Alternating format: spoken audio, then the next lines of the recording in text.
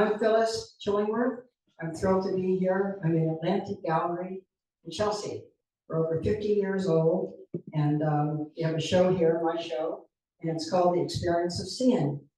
And it was inspired by being on an olive farm in Italy, and it jump-started my senses, and I had to paint.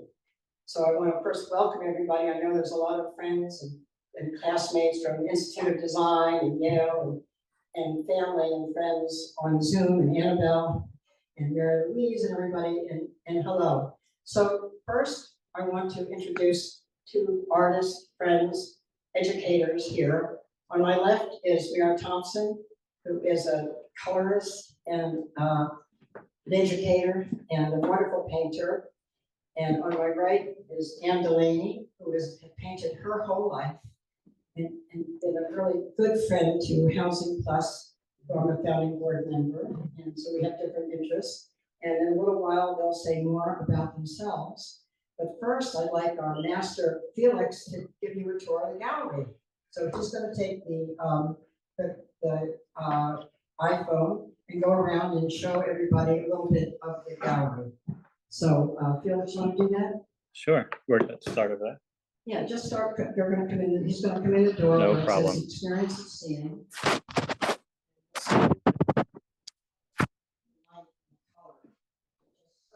tremendous. It just excited the senses. It's in Tuscany. Yes, it's in Fiesole. The hills of Fiesole on Olive Farm, out in Tuscany, and you can see Florence beyond. So he's going around the corner here, and you'll see little watercolors that were done right while I was there in Italy, trying to capture the moment. And he's coming around to almost hear the bells of Santa Margherita and the sunsets overlooking the hills. And this was a picture in the villa looking out towards the terrazza. And I love the way the chairs kind of are juxtaposition to each other, and you look way beyond. And here are the dunes in Montauk, where I have a studio out there. And I love the in-between, the water and the sand, the little in-between with the horizon in the distance. And he's at the birch trees now, in New Hampshire. And he's coming around to one of the last paintings I did, which is called Chasing the Sunset. I didn't get there in time, but everything became flattened into shapes.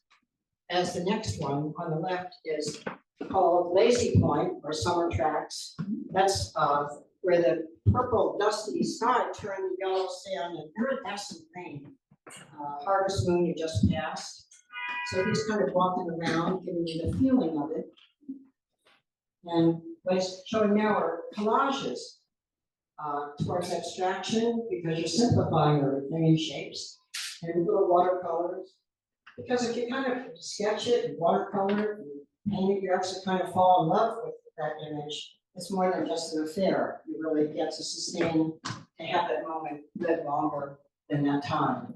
So, so that's what I wanted to say. And I wanted, first, I'm so honored, really, to have Meera with me, who's just back from Greece, and Anne Delaney, who travels all over the place. I'm so grateful that she's here. So why not just start on my right and have Anne talk a little bit, you have to talk close to the microphone, a little about yourself, Anne. Thanks.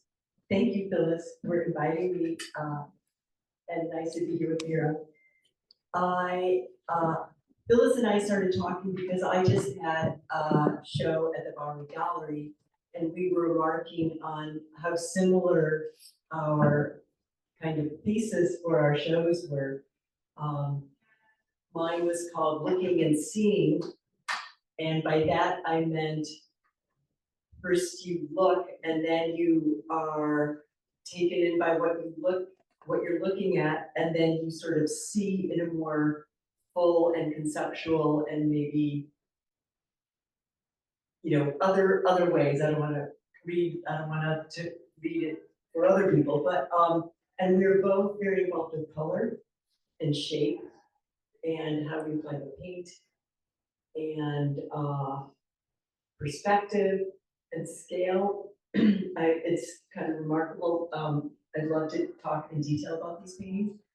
Anyway, so I've been a painter for a long time, member of the Bowery Gallery, and I'm also a then was in the social justice nonprofit world.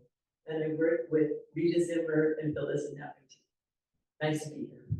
No, it's wonderful to be here. Diane almost couldn't be here because friend flying in from Spain, but it just worked out. Yeah. And on my left is Meera Thompson. I just want to say, when I left my agency, I had designed a business, branding company. And I got all these catalogs from different schools. What's my future? And there was one that said, drawing with the masters at the Met with Meera Thompson. Can you imagine? So every Thursday I go to the Met, and Meera, who knows the Met, worked at the Met, takes us all through these nooks and crannies, talks about whatever we're seeing, and we sit and we draw. Can you imagine? It was like Christmas. And then we show our work, and I took another class, and we still learn a class, and so on. And finally, Meera said, you know, we had lunch. Why don't you join the gallery here? And I said, well, Meera, I don't have a body of work. Problemo. And Meera said, well, that's not a problem. You know, it's 210. You sign up now, and in 2 years you'll have a body of work. She said, there's nothing like putting your name on the wall and having a date that you know your paintings are going to be there. And so you got to show up. So Meera jump-started that. And Meera's been a member of the gallery for a very long time, and wonderful, wonderful person. So here's Meera Thompson, educator, painter, friend, wonderful, kind person. Phyllis, It's true. I'm moved to tears by that. Thank you so much for asking me, Phyllis. It's great to be with you, and A little bit closer, yeah. a little bit closer, as we all want to be to your paintings, a little bit closer. And it's the title of your show, The Experience of Seeing, is really an amazing coincidence, maybe not a coincidence, but I'm about to teach a course at NYU called Looking at Art, Seeing Beneath the Surface. So I did a quick backspace to something that Phyllis mentioned. For years, I taught studio art at NYU, SPS, School of Professional Studies. And so I was teaching drawing and painting and collage, and one of the courses that I taught that I just adored was drawing at the Met. And I remember I've had students from all walks of life and all over the world, and 18-year-olds and 93-year-olds, and one of the great satisfactions of my work has been meeting all these people and seeing how they have changed me, or what it is that they bring out in my teaching or in my own work. And I remember meeting Phyllis, drawing at the Met. And first of all, I have to say I was blown away by her talent. And not only her talent, but her ability to see quickly, precisely, with imagination. And then this is the part that just floored me, with great humility and curiosity. And I remember saying to Phyllis, I have nothing to give you. So it has been an enormously satisfying friendship to have Phyllis in my life, and we've collaborated on shows here at Atlantic Gallery.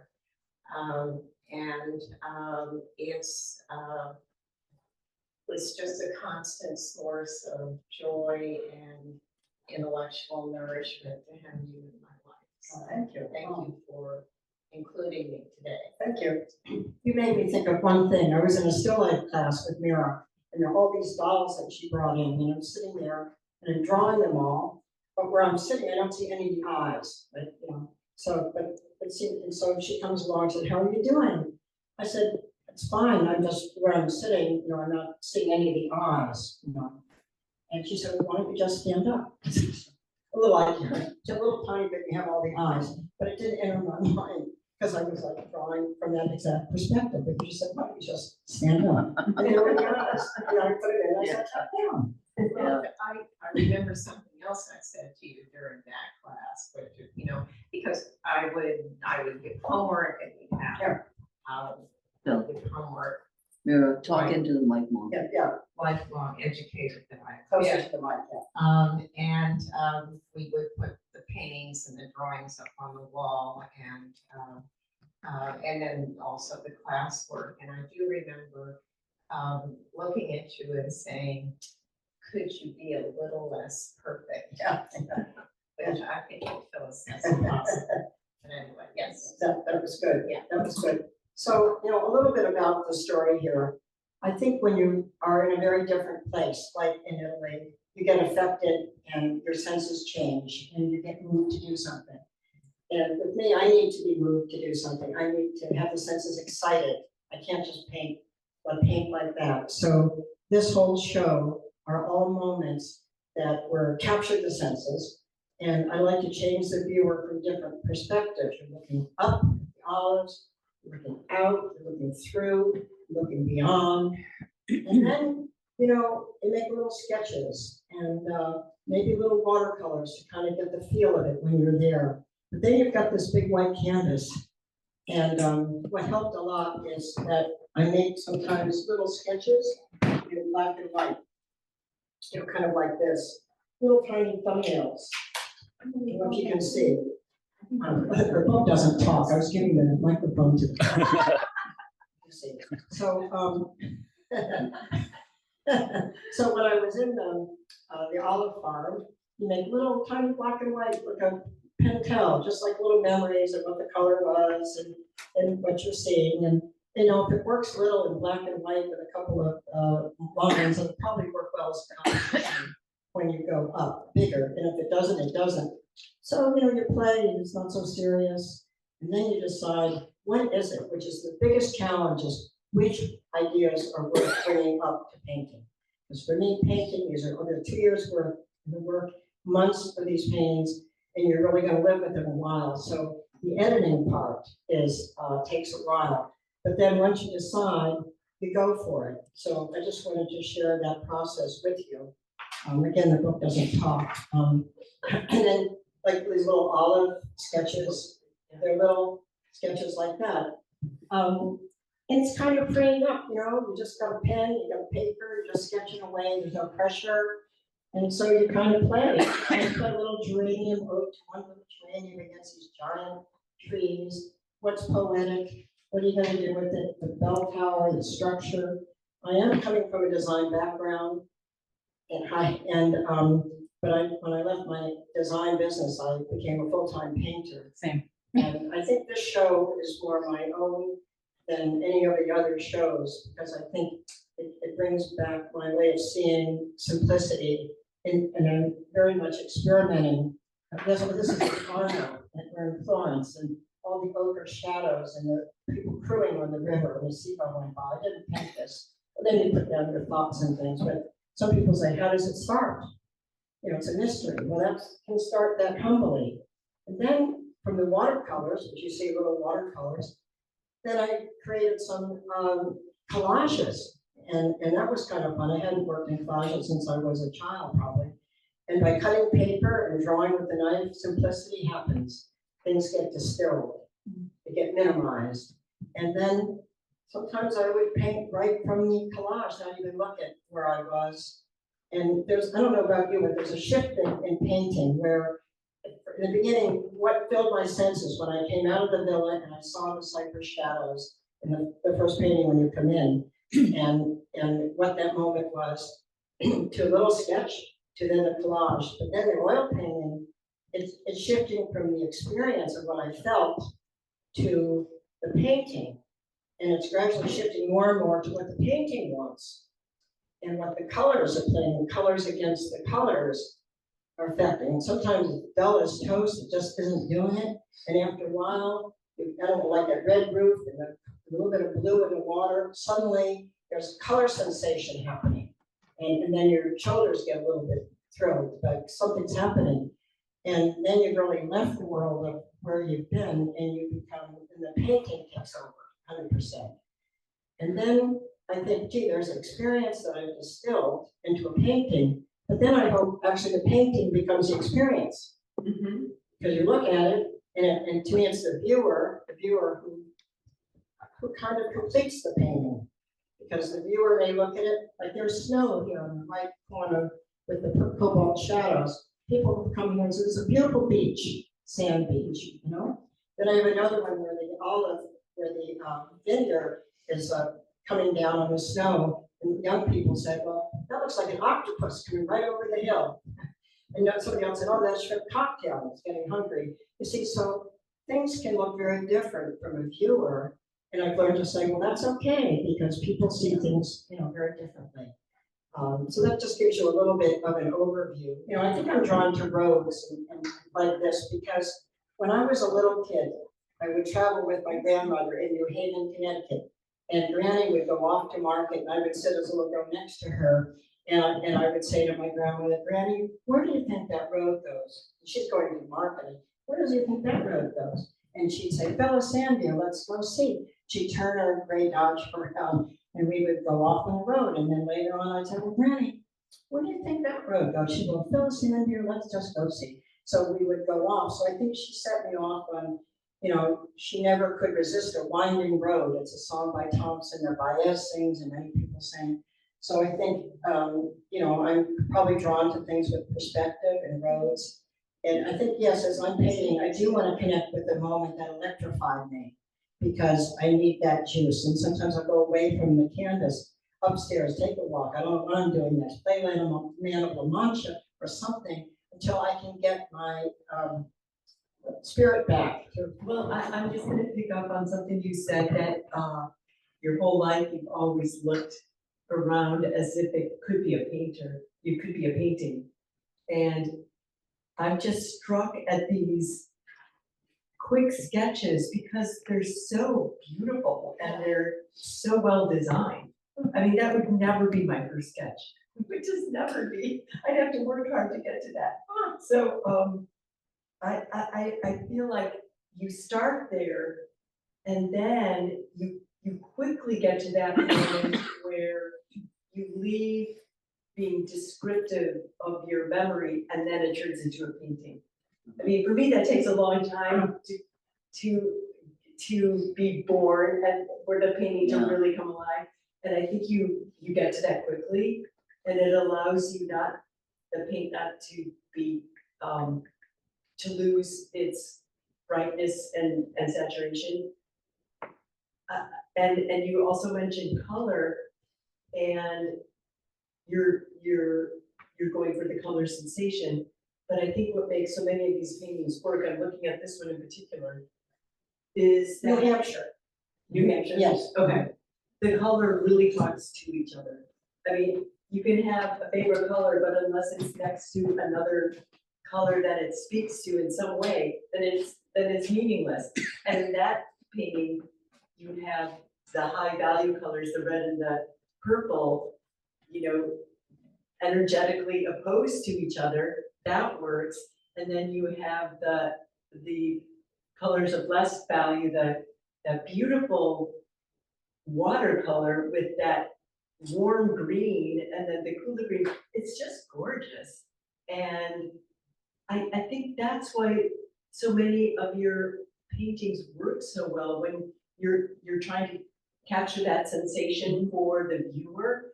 And I think so much of it is the dynamism of the shape and the conversation that the colors have.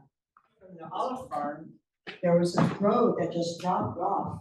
It just dropped off to nothing. It felt like you were going to fall into the abyss, you didn't know where you were going to Can I go. tell you the things that Go I love ahead. about this?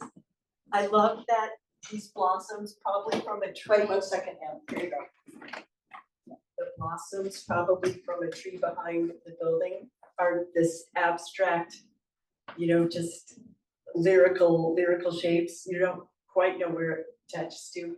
This is a beautiful shape, that cypress. These colors, that blue next to this gray is so beautiful with the orange. and then this is left a little bit undefined, which opens it up. I love this one. It's a little more abstract in a way that I really appreciate. Yeah, well, thank you. It felt like you're gonna, because first of all, I start with drawing. Drawing to me is a very important part of my painting, and to see the gesture still in a work is important to me. To see the hand, to see the gesture. So I think the drawing is like very important. But then I start with lots of layers over layers. I call them glazes, washes. They're basically a lot of Gamsol and very little oil paint. And so then the color work wet over dry usually. And so there's lots of layers and layers. And we said, what color did you use? I probably used many colors to get to So you're never really getting fat, you're staying lean. Yeah, well, gradually I'm using a little bit more, linseed oil, than the Gamsol, and I like to play with, usually don't do this, thinness, that's called transparency, layering with the pounding of opacity, which oil painting can give you that power, which watercolor can't. So you see first at me working in these different mediums, because there's different ways to express things. And so I like the juxtaposition, like Harvest Moon over there has a lot of transparency, I call it, washes or thin layers. And then you also have some opacity coming in. And then sometimes I look at a painting and I've just lost its form. It just seems to be sinking. And then I take out titanium white and I just go back and I come back with the form of it, whatever that is, I bring it back, let it dry. Then I can work over it. Like if I call it glazing, I don't know where I'm headed after this with the painting, but certainly color and composition, perspective. But I have to be jump started. I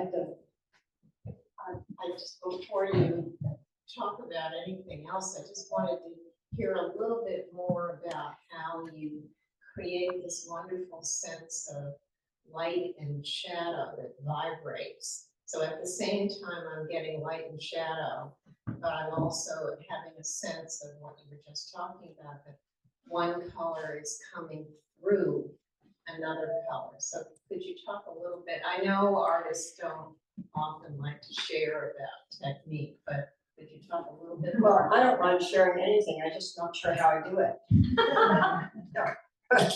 Because you start with a layer, like a greenish color or bluish color, and it looks pretty sick in the beginning.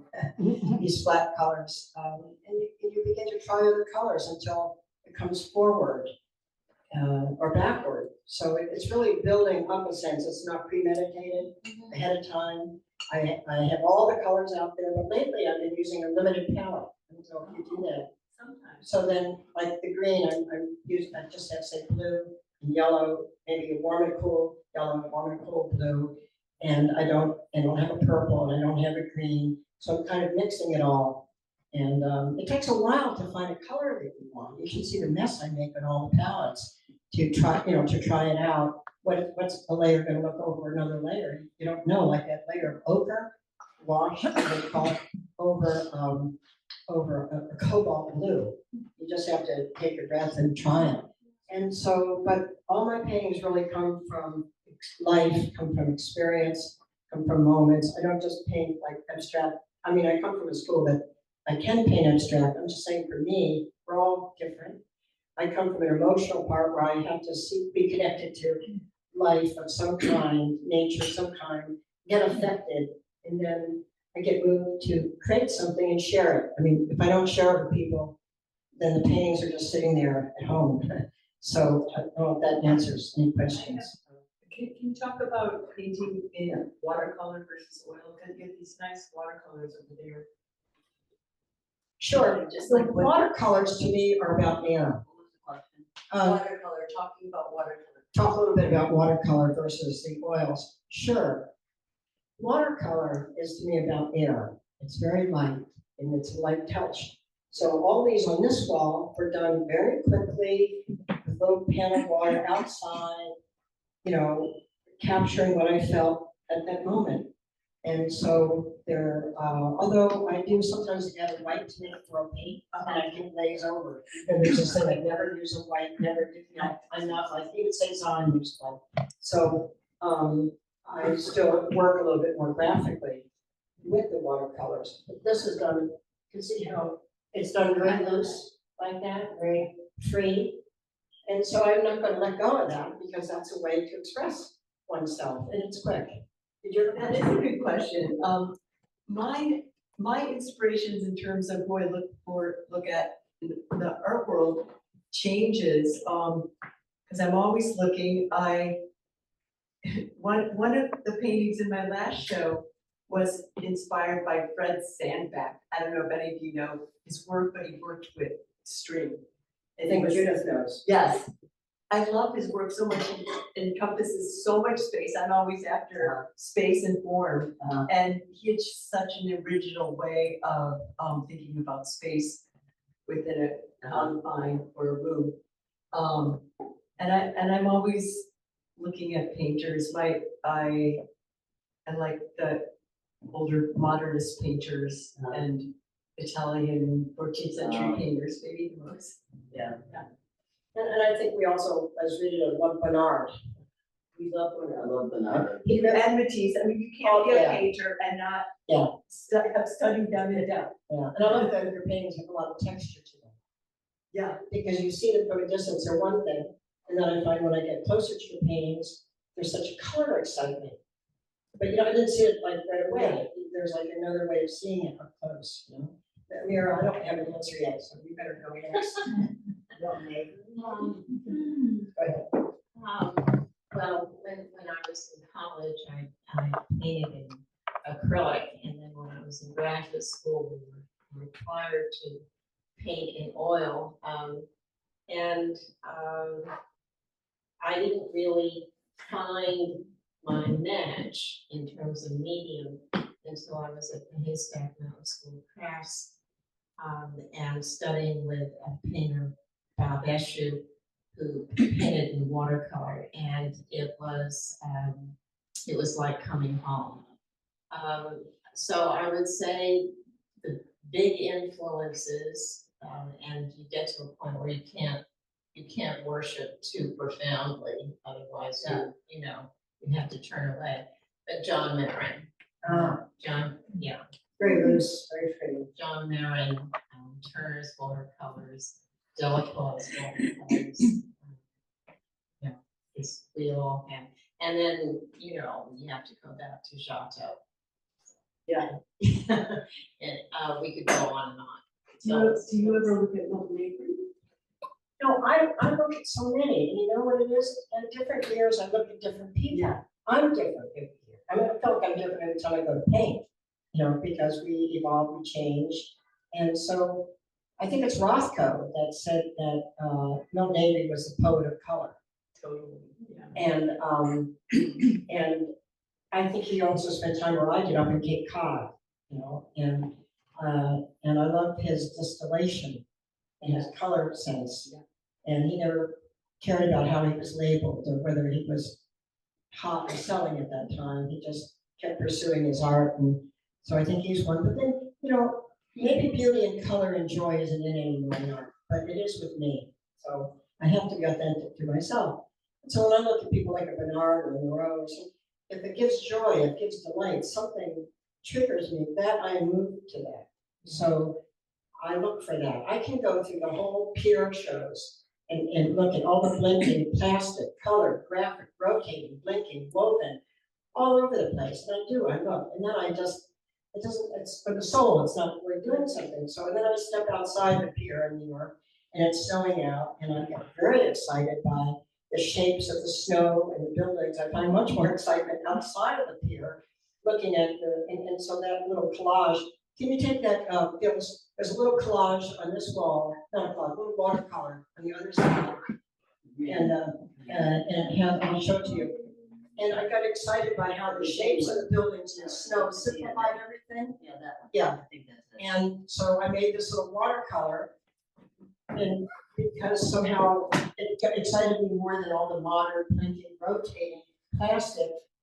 But don't don't you think you never really know what it is that somebody else has seen in your painting when they bought it? No. Yeah. I just tell you this little quick story, you know, is that on this wall, quite a while ago, I had a large oil painting of a vineyard near the Cezanne Trail, near Saint Victoire in Provence, a big painting of the vineyards. And they were old vineyards because the wind has twisted them and bent them over time. And I abstracted them, right? And they were vineyards. So a man came up to me and he said, "Aha, are you the painter of this painting?" I said, "Yes." And he said, "Well, I have a question to ask you." Looked at the painting. He said, "Tell me something. Which way are the buffalo running?" And it kind of shocked me, right? You know, because I've been painting the vineyard for 3 months and I've been in Cezanne and I was asking quickly. And without a beat, I said, "This way." And he said, "You know, I'm very glad I asked you because I thought so too." And he went away very confident of himself, very smart. And meanwhile, the other story to this is who brought that painting is Margaret from a wine place that we would buy our wine from. Right. Now she's one that studies wine, and she said, "I want to buy your painting because I even know what varietal it is because of the twisted wind, whatever it was." So there you go. Someone sees buffalo, someone knew the varietal of wine, someone sees sand over here, like a dune, and that was snow. So, you know, it's the viewer. But I want this whole series was jump-started by a new way of seeing for me. And coming from a graphic background, I went with how I saw it and experimented really with how I'm painting layers and composition. And so this has a certain unity to it of that direction. Brianna, what's next? I have no idea for me, really. And so it could be some of the paintings towards flatness, that direction maybe. Certainly how color affects color. But, you know, I look every moment of the day. I go in roads, I explore, and so I have to trust that, like the tide goes out and the tide comes in, and I trust that something new will come in, and it will affect me, and I'll go with my own authenticity of what I'm going to convey. So I don't know the answer to that. I just have to trust it will come. But I think some of these are moved to a new direction that I think I'll explore more. But I will always keep this looseness of watercolor. In fact, I fantasize doing a show called Drawn to Water. Maybe call it Just Water. And maybe Meera and I will just do a show on watercolor. And they'll be opposite of this sort of a graphic, kind of a capture. I think it may be very expressive and very loose, very experimental. I don't know.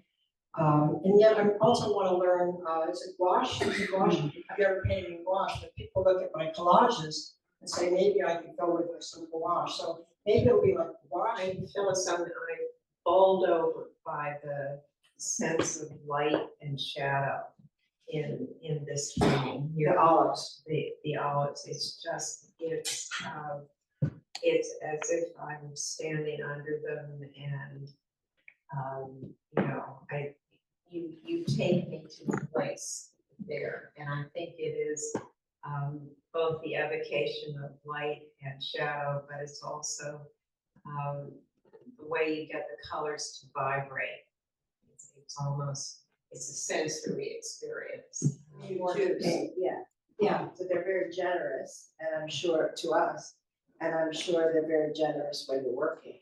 And so whatever's bringing the most joy and the most gift back to you. As I painted to paint. As you're painting, as you're working, we only have so much time in this world, and there's a lot of strife going on, and so choose something that will provide the most sanctuary for you. Enjoy. Yeah. What you want to do. And when I looked back at that, I turned around and I said, Arthur Dove. Yeah, that's another one that comes up. Maybe I asked you when I first. Yeah, so we'll know. But I think of, you know, I mean, they're happy paintings. Yeah. And so, you know, you can see that they're providing joy for us. Yeah. And, you know, and I'm an extra pure abstractionist. I know, And would not, I've said I would not normally gravitate towards more representational work, yet it's the color, it's the form, it's the design, all of that, the sense of space that's really resonating and luring me in. Well, thank you very much. I just wanna echo what you said, is that you gave us a lot of joy, they're joyful, they're smart paintings, and each one of them, And thank you. No, And- thank you. just well done. Thank you. Aren't we all fortunate to be like on this planet and able to have time to paint? Yes. And we sure need to come up with kindness and joy and love and lightness. We need it more than ever. And I'm just full of gratitude, really, to have the time at the studio in Montauk and the ocean and the bay fills the senses, and Manhattan fills the energy, the battery. I love New York, and I think aren't we glad we live in New York, and aren't we full of gratitude? That's the marvelous word, the necessary word right now. But I would also just wanted to jump in and say, yes, your paintings give us joy, but there's a real spiritual aspect, I find, to